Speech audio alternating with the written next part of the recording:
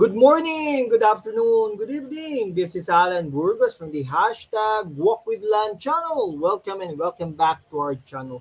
Guys, if you are not yet subscribed to our channel, this is really the perfect time to join us because we are now growing. We are now officially 7,849 subscribers. Guys, konti na lang po. 8,000 subscribers na tayo. Maraming salamat. Mahal ko po kayo. I love you all. So pag-usapan po natin today yung kay ano no, kay Laila De Lima no. Nako, naano po kasi ako dahil lagot itong si dating Pangulong Rodrigo Roa Duterte. Sabi ni De Lima, mananagot ka no, tapos De Lima vows to hold Duterte accountable for drug killings. Nako, ano ba namang ano noon? Ako nung panahon ni Duterte, naramdaman natin na kahit pumunta ka dyan sa recto, hindi ka talaga ma-hold up. Na takot itong mga mokong na ito. No? Pero ngayon, nako, dahil nawalan na siya ng sala si Duterte, si De Lima, kaya naman po ay talagang babalikan niya talaga si Duterte. Kaya talagang yari ka ngayon, Pangulong Rodrigo Roa Duterte, kay Laila De Lima na dating DOJ Secretary. Ito ang mensahe niya sa dating Pangulo. Ito ang message ko sa dating Pangulo. Ayon kay De Lima, Ginoong Duterte, kayo ngayon ay mananagot sa mga kasalanan niyo sa taong bayan. Nako po, yari ka. No, bakit po ganyan, no?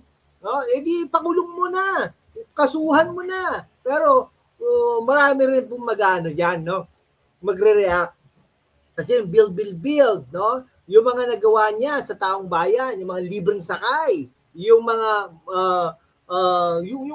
naramdaman rin po natin yan, yung panturok, no? Yung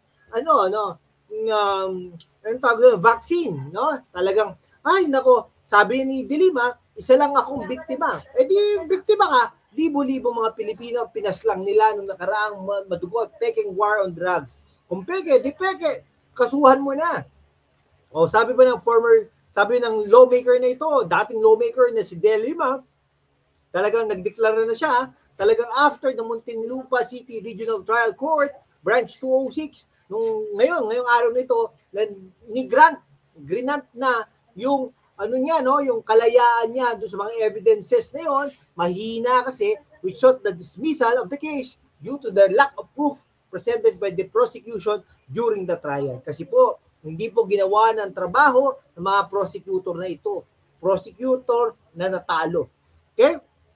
Ito, with the grant of our demurrer to evidence which is tantamount to acquittal, that means I am now completely free and vindicated. Ayun sabi ni Attorney De Lima. With this, the former lawmaker expressed thanks to Judge Henerhito. Hito, hindi po ito yung isda, tao po ito, who issued the ruling for his strong sense of justice and fairness.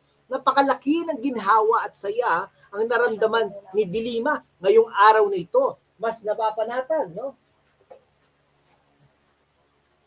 Okay, mas napapanatag pa, no? Ang kalooban niya at makakatulong na ako na mas maluwag.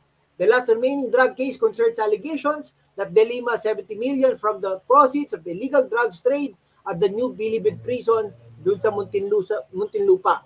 De Lima has always maintained that the cases against her were trumped up and was due to her being a vocal critic of former President Rodrigo Roa Duterte.